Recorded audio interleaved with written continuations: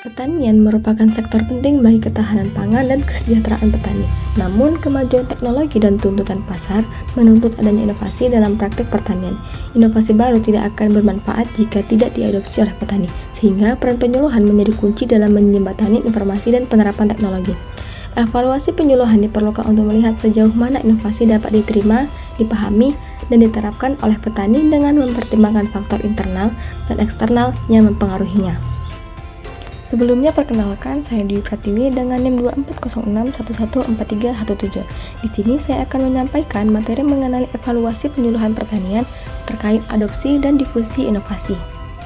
Adopsi inovasi merupakan proses ketika seseorang atau kelompok memutuskan untuk menggunakan suatu ide, teknologi, atau praktik baru dalam kehidupannya.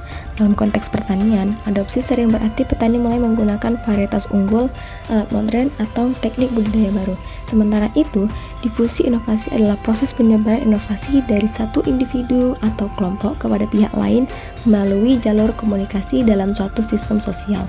Difusi inovasi dari Rogers menyampaikan bahwa penyuluhan pertanian tidak hanya menyasar individu, tetapi juga bagaimana inovasi menyebar mulai dari masyarakat tani secara luas. Ada beberapa tahapan proses adopsi inovasi. Yang pertama adalah pengetahuan. Ketika petani menyadari adanya suatu inovasi dan memahami bagaimana cara kerjanya. Tahap kedua adalah persuasi, yaitu saat petani membentuk sikap positif atau negatif terhadap inovasi tersebut. Selain itu, pada tahap keputusan, petani menentukan apakah akan menerima atau menolak inovasi. Bila keputusan yang diambil adalah menerima, maka dilanjutkan ke tahap implementasi, yaitu saat inovasi mulai diterapkan dalam praktik nyata.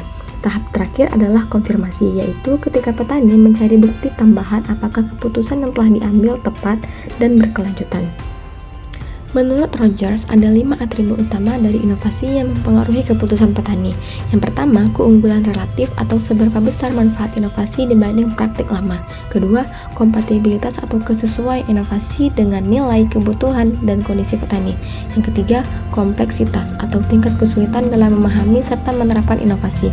Yang keempat, reliabilitas atau sejauh mana inovasi bisa dicoba dalam skala kecil sebelum diadopsi sepenuhnya. Yang kelima, observabilitas atau seberapa mudah hasil dari inovasi dilihat oleh orang lain. Semakin besar keunggulan relatif, semakin sesuai dengan kondisi petani, semakin mudah dicoba dan diamati hasilnya, maka semakin cepat pula inovasi tersebut dapat diadopsi. Faktor internal yang mempengaruhi adopsi adalah segala hal yang melekat pada diri petani sebagai calon adopter. Beberapa faktornya yaitu usia, pendidikan, pengalaman usaha tani, sikap terhadap perubahan, kapasitas finansial, dan motivasi untuk meningkatkan usaha. Misalnya, petani yang berpendidikan lebih tinggi cenderung lebih mudah memahami teknologi baru, sedangkan petani dengan aset ekonomi yang lebih kuat lebih berani mencoba inovasi meski membutuhkan modal. Mobilitas sosial dan jejaring yang luas juga mempercepat akses informasi sehingga memperbesar peluang adopsi. Faktor eksternal yang mempengaruhi adopsi mencakup kondisi di luar diri seorang petani yang mendukung atau menghambat adopsi. Hal itu meliputi karakteristik inovasi itu sendiri, saluran komunikasi atau media penyuluhan, sistem sosial yang ada di dalam masyarakat, ketersediaan sumber informasi, serta dukungan ekonomi dan kebijakan pemerintah. Peran penyuluh sangat penting dalam menyampaikan informasi melalui berbagai media, baik pertemuan kelompok, demonstrasi lapangan, maupun media cetak dan elektronik. Sistem sosial juga berperan besar karena tokoh masyarakat atau opinion leader dapat menjadi teladan yang mempercepat penyebaran inovasi.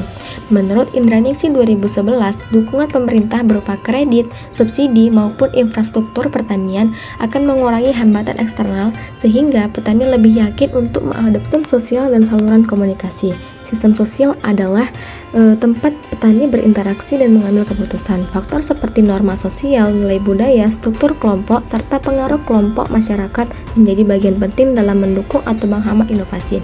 Misalnya, bila norma sosial mendukung modernisasi, maka inovasi lebih mudah diterima. Tokoh masyarakat atau opinion leader sering menjadi perantara yang efektif, karena pengaruh mereka membuat petani merasa lebih percaya diri untuk ikut mencoba.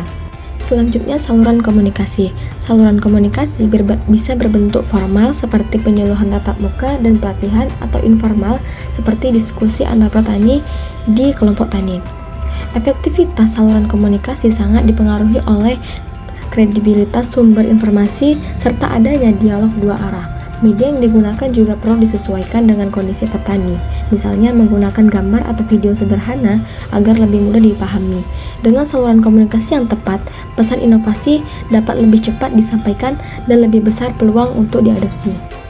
Dari penjelasan yang telah saya sampaikan, dapat disimpulkan bahwa adopsi inovasi merupakan proses kompleks yang dipengaruhi oleh berbagai faktor internal maupun eksternal. Sifat inovasi, karakteristik petani, sistem sosial, serta efektivitas saluran komunikasi berperan penting dalam menentukan cepat lambatnya suatu inovasi diterima. Evaluasi penyuluhan pertanian tidak hanya dilihat melalui jumlah adopsi, tetapi juga menilai sejauh mana tahapan proses adopsi dapat difasilitasi.